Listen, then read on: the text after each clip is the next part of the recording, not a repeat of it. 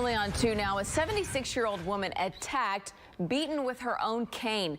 The victim was walking in Baytown in the 100 block of East Humble Street when a man drove up to her and offered her a ride. That's when things took a violent turn. Our Jacob Rascone talked with that victim and is joining us live now in Baytown with her terrifying account of the story. Jacob?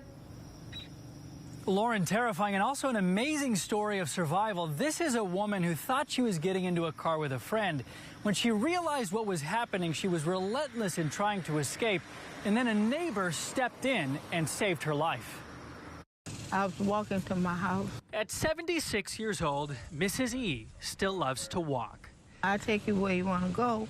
But when a man she thought was a friend of her son's offered to give her a ride, she consented and almost immediately regretted it. He said, "Do you have some money?" I said, "No, I ain't got no money." That's not all he wanted, Mrs. E says. He stopped at a nearby parking lot. The suspect apparently asked for some sexual favors from the victim. The victim angrily declined that. And I said, "What you doing? Let me out of this car." So he wouldn't let me out of the car. And so I said, "Well, I'm getting out anyway." And that's when he jumped out of the car and started hitting me. Beating her with her own cane. I just heard a scream. And when I heard a scream, I turned around, and when I looked, I see a lady running and being hit repeatedly. Sabino Montemayor yelled for his fiancée to call police while he ran towards the attacker. He noticed, and that's when he stopped and jumped into his truck and drove off. And I promise you, she would have died. I can promise you that.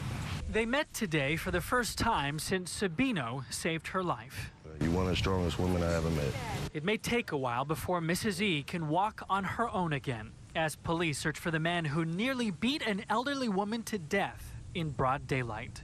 I think they need to catch him before somebody else get hurt.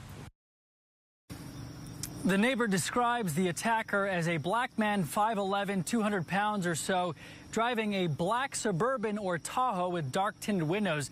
Of course, if you recognize or know anything about this case or this man, please contact Baytown Police. Reporting live in Baytown, Jacob Rascone, KPRC, Channel 2 News.